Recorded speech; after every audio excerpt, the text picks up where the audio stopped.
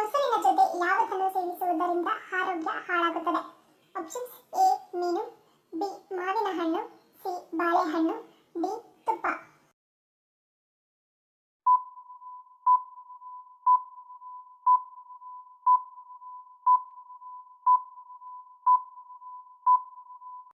ಸರಳ ಉತ್ತರ option A ಮತ್ತು ಬಿ. ಮಾವು ದೇಹದಲ್ಲಿ ಉಷ್ಣತೆಯನ್ನು ಹೆಚ್ಚಿಸುತ್ತದೆ, ಆದರೆ ಮೊಸರು ದೇಹವನ್ನು ತಂಪಾಗಿಡುತ್ತದೆ. ನೀವು ಈ ಎರಡನ್ನು ಒಟ್ಟಿಗೆ ಸೇವಿಸಿದಾಗ ಜೀರ್ಣಕ್ರಿಯೆಯು ಅಸಮತೋಲನಗೊಳ್ಳುತ್ತದೆ ಮತ್ತು ಚರ್ಮದ ಸಮಸ್ಯೆಗಳಿಗೆ ಕಾರಣವಾಗುತ್ತದೆ. ಹಾಗೆಯೇ ಮೊಸರಿನ ಜೊತೆ ಮೀನು ಇವೆರಡನ್ನು ಒಟ್ಟಿಗೆ ಸೇವಿಸಿದಾಗ ಹೊಟ್ಟೆ ಕೆಡುತ್ತದೆ. ಉಪ್ಪು ಹಾಕಿದರೆ ಮಂಜುಗಡ್ಡೆ ಕರಗಿ ನೀರಾಗುವುದು ಯಾವ ಕಾರಣದಿಂದ? Options: A sodium, B chlorine, C ಉಷ್ಣತೆ, ಡಿ ಕಣಗಳು.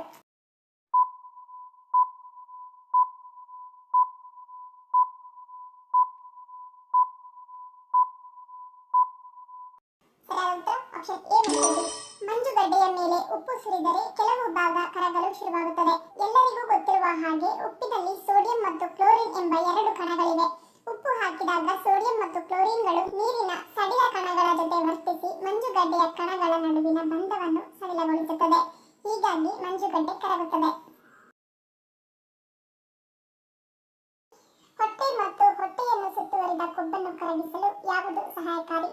ಆಪ್ಷನ್ಸ್: ಎ ಪರಂಗಿ, ಬಿ ನುಗ್ಗೆ ಸೊಪ್ಪು, ಸಿ ಬಾದಾಮಿ, ಡಿ ಕಡಲೆ ಬೀಜ.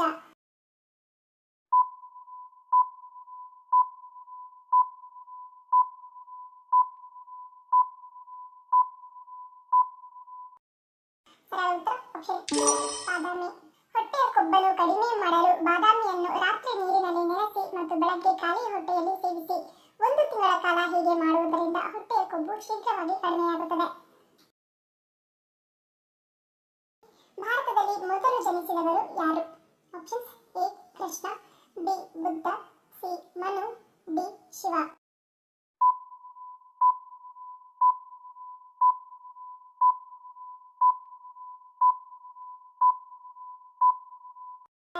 Option C Manu. ಹಿಂದೂ ಪುರಾಣದಲ್ಲಿ ಮತ್ತು ಮತ್ಸ್ಯ ಪುರಾಣದ ಪ್ರಕಾರ ಋಷಿ ಮನು ಭೂಮಿಯ ಮೇಲೆ ದೇವರು ಸೃಷ್ಟಿಸಿದ ಮೊದಲ ವ್ಯಕ್ತಿ. ಆದ್ದರಿಂದ ಹಿಂದೂ ಪುರಾಣಗಳ ಪ್ರಕಾರ ಮನು ಭಾರತದಲ್ಲಿ ಮಾತ್ರವಲ್ಲದೆ ಇಡೀ ಪ್ರಪಂಚದಲ್ಲಿಯೇ ಜನಿಸಿದ ಮೊದಲ ವ್ಯಕ್ತಿ. ಚೇಳು ಕಚ್ಚಿದಾಗ ಯಾವ ಚುಚ್ಚುಮದ್ದನ್ನು ನೀಡಲಾಗುತ್ತದೆ? Options: A anti rabies, B antibiotic, C epinephrine, D antivenom.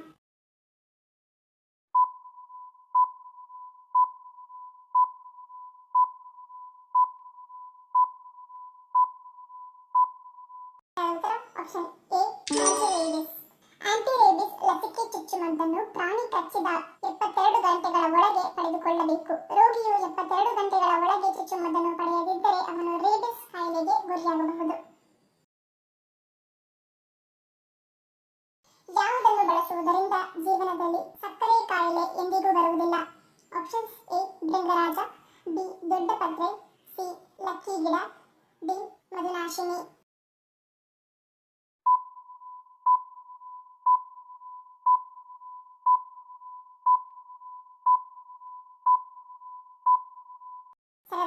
Option D ಮಧುನಾಶಿನಿ. ಮಧುನಾಶಿನಿ ಸಸ್ಯವನ್ನು ಸ್ವೀಟ್ ಡೆಸ್ಟ್ರಾಯರ್ ಎಂದು ಕರೆಯುತ್ತಾರೆ. ಇದು ನೈಸರ್ಗಿಕ ಸಿಹಿ ಪಂಚನ್ನು ಪ್ಯಾಕ್ ಮಾಡುವ ಎಲೆಗಳಾಗಿವೆ. ಮಧುನಾಶಿನಿ ಸ್ಥಾವರವು ಸಂಸ್ಕರಿಸಿದ ಸಕ್ಕರೆಗೆ ಆರೋಗ್ಯಕರ ನೈಸರ್ಗಿಕ ಪರ್ಯಾಯವನ್ನು ನೀಡುತ್ತದೆ. ಅದರ ನೈಸರ್ಗಿಕ ಮಾಧುರ್ಯ ಮತ್ತು ಸಂಭಾವ್ಯ ರಕ್ತದಲ್ಲಿನ ಸಕ್ಕರೆ ನಿಯಂತ್ರಿಸುವ ಗುಣಲಕ್ಷಣಗಳೊಂದಿಗೆ ಮಧುನಾಶಿನಿ ಸಸ್ಯವು ಮಧುಮೇಹ ಸ್ನೇಹಿ ಆಯ್ಕೆಯಾಗಿದೆ. ನಿಮ್ಮ ಸಿಹಿ ಹಲ್ಲುಗಳನ್ನು ತೃಪ್ತಿಪಡಿಸಲು ಅಪರಾಧ ಮುಕ್ತ ಮಾರ್ಗವನ್ನು ಇದು ನೀಡುತ್ತದೆ. ಈ ಎಲೆಗಳು ಉತ್ಕರ್ಷಣ ನಿರೋಧಕಗಳಲ್ಲಿ ಸಮೃದ್ಧವಾಗಿದ್ದು ಇದು ಪ್ರತಿರಕ್ಷಣಾ ಕಾರ್ಯವನ್ನು ಬೆಂಬಲಿಸುತ್ತವೆ. ಡ್ರೈ ಫ್ರೂಟ್ಸ್ ಅನ್ನು ಯಾವ ಸಮಯದಲ್ಲಿ ಸೇವಿಸುವುದು ಆರೋಗ್ಯಕ್ಕೆ ಒಳ್ಳೆಯದು? ಆಪ್ಷನ್ಸ್: ಎ ಬೆಳಗ್ಗೆ, ಬಿ ಊಟದ ನಡುವೆ, ಸಿ ಸಂಜೆ, ಡಿ ರಾತ್ರಿ.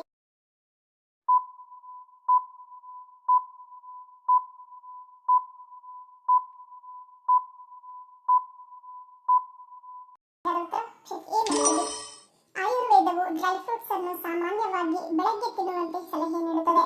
ಬೆಳಗ್ಗೆ ರಾತ್ರಿ ಇಡೀ ನೆನೆಸಿದ ಒಣ ದ್ರಾಕ್ಷಿ, ವಾಲ್ನಟ್ಸ್ ಅಥವಾ ಬಾದಾಮಿಯ ಸೇವನೆ ಆರೋಗ್ಯಕರ ಎನ್ನುತ್ತದೆ. ಹಾಗೆಯೇ ಊಟದ ನಡುವಿನ ಸ್ನಾಕ್ಸ್ ಆಗಿ ಡ್ರೈ ಫ್ರೂಟ್ಸ್ ಅನ್ನು ಆಯ್ಕೆ ರಕ್ತದಲ್ಲಿನ ಸಕ್ಕರೆಯನ್ನು ಉಳಿಸಿಕೊಳ್ಳಲು ಸಹಾಯ ಮಾಡುತ್ತದೆ. ಈ ಪೋಷಕಾಂಶ ದಟ್ಟವಾದ ಇವುಗಳು ನಿಮ್ಮ ಆಹಾರದಲ್ಲಿ ಸೇರಿಸುವುದರಿಂದ ಅಗತ್ಯವಾದ ಜೀವಸತ್ವಗಳು, ಖನಿಜಗಳು ಮತ್ತು ಶಕ್ತಿಯನ್ನು ಒದಗಿಸುತ್ತವೆ. ಹಾಗೆಯೇ ದೇಹದ ಸಮತೋಲನ ಮತ್ತು ಸಾಮರಸ್ಯವನ್ನು ಉತ್ತೇಜಿಸುತ್ತದೆ. ಸಂಪೂರ್ಣ ಪ್ರಯೋಜನಗಳನ್ನು ಪಡೆಯಲು ಡ್ರೈ ಫ್ರೂಟ್ಸ್ ಅನ್ನು ನೆನೆಸಿ ಸೇವಿಸುವುದು ಉತ್ತಮ. ಮನುಷ್ಯನ ದೇಹ ಎಷ್ಟು ಯೂನಿಟ್ಗಳಷ್ಟು ನೋವನ್ನು ತಡೆದುಕೊಳ್ಳುವ ಸಾಮರ್ಥ್ಯವನ್ನು ಹೊಂದಿರುತ್ತದೆ? Options: A 25 del, B 39 del, C 47 del, D 53 del.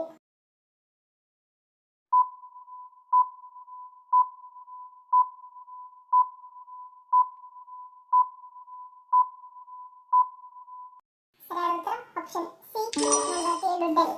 ಸಂಶೋಧನೆಗಳ ಪ್ರಕಾರ ಮನುಷ್ಯನ ದೇಹ 47 ಡೆಲ್ ಅಥವಾ 47 ಯೂನಿಟ್ಗಳಷ್ಟು ನೋವನ್ನು ತಡೆದುಕೊಳ್ಳಬಹುದಂತೆ. ಆದರೆ ಒಬ್ಬ ತಾಯಿಯು ತನ್ನ ಮಗುವಿಗೆ ಜನ್ಮ ನೀಡುವಾಗ ನೋವಿನ ಪ್ರಮಾಣ ಸರಿಸುಮಾರು 57 ಡೆಲ್ಗಳಷ್ಟಾಗಿರುತ್ತದೆಯಂತೆ. ಇದು ಎಷ್ಟರ ಮಟ್ಟಿಗೆ ನೋವುಂಟು ಮಾಡುತ್ತದೆ ಎಂದರೆ, ನಮ್ಮ ದೇಹದ 20 ಮೂಳೆಗಳನ್ನು ಒಂದೇ ಬಾರಿಗೆ ಮುರಿದರೆ ಆಗುವಷ್ಟು ನೋವನ್ನು ತಾಯಿ ತಡೆದುಕೊಳ್ಳುತ್ತಾಳಂತೆ. ಬಹುಮುಖ ತರಕಾರಿ ಎಂದು ಯಾವ ತರಕಾರಿಯನ್ನು ಕರೆಯುತ್ತಾರೆ? ಆಪ್ಷನ್ಸ್: ಎ ಟೊಮ್ಯಾಟೊ, ಬಿ ಹಸಿಮೆಣಸಿನಕಾಯಿ, ಸಿ ಕೊತ್ತಂಬರಿ, ಡಿ ಈರುಳ್ಳಿ.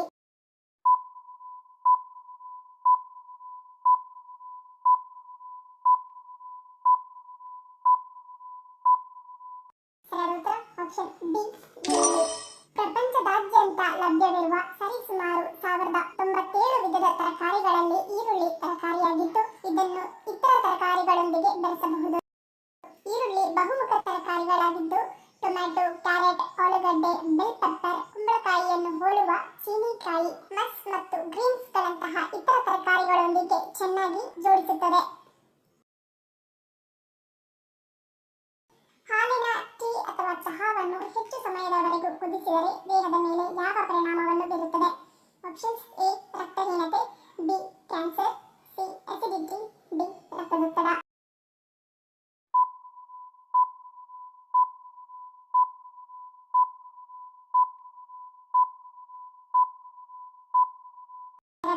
ಮೇಲಿನ ಎಲ್ಲವೂ. ಹಾಲಿನ ಚಹಾವನ್ನು ದೀರ್ಘಕಾಲದವರೆಗೆ ಕುದಿಸುವುದರಿಂದ ಅದರಲ್ಲಿರುವ ಟ್ಯಾನಿನ್ಗಳ ಪ್ರಮಾಣವು ಹೆಚ್ಚಾಗುತ್ತದೆ. ಇದು ಪೋಷಕಾಂಶಗಳ ಹೀರಿಕೊಳ್ಳುವಿಕೆಯನ್ನು ಅಡ್ಡಿಪಡಿಸುತ್ತದೆ. ಅಲ್ಲದೆ ಹೆಚ್ಚಿನ ಟ್ಯಾನಿನ್ ಅಂಶವು ದೇಹದಲ್ಲಿ ಕಬ್ಬಿಣದ ಕೊರತೆಯನ್ನು ಉಂಟು ಮಾಡುತ್ತದೆ. ಇದರಿಂದ ರಕ್ತಹೀನತೆ ಬರುವ ಸಾಧ್ಯತೆ ಕೂಡ ಹೆಚ್ಚಾಗುತ್ತದೆ. ಅತಿಯಾಗಿ ಕುದಿಸುವ ಹಾಲಿನ ಚಹಾವು ಅದರ pH ಅನ್ನು ಬದಲಾಯಿಸುತ್ತದೆ. ಚಹಾವು ಹೆಚ್ಚು ಆಮ್ಲೀಯವಾಗುತ್ತದೆ. ಅತಿಯಾಗಿ ಕುದಿಸುವ ಹಾಲಿನ ಚಹಾವು ಅಕ್ರಿಲಾಮೈಡ್ ಅನ್ನು ಉತ್ಪಾದಿಸುತ್ತದೆ. ಇದು ಕ್ಯಾನ್ಸರ್ ಉಂಟು ಮಾಡುವ ವಸ್ತುವಾಗಿದ್ದು ಆರೋಗ್ಯಕ್ಕೆ ಹಾನಿಕಾರಕವಾಗಿದೆ. ತುಂಬಾ ಹೊತ್ತು ಹಾಲಿನೊಂದಿಗೆ ಕುದಿಸಿದ ಚಹಾ ಕುಡಿಯುವುದರಿಂದ ಅಸಿಡಿಟಿ, ಹೊಟ್ಟೆ ನೋವು ಮತ್ತು ಮಲಬದ್ಧತೆಯಂತಹ ಸಮಸ್ಯೆಗಳು ಉಂಟಾಗಬಹುದು ಮತ್ತು ರಕ್ತದೊತ್ತಡವನ್ನು ಹೆಚ್ಚಿಸುತ್ತದೆ. ಚಹಾವನ್ನು ಟೇಸ್ಟ್ ಮತ್ತು ಆರೋಗ್ಯಕರವಾಗಿರಿಸಲು ಕೇವಲ 4 ರಿಂದ 5 ನಿಮಿಷಗಳ ಕಾಲ ಕುದಿಸಬೇಕು.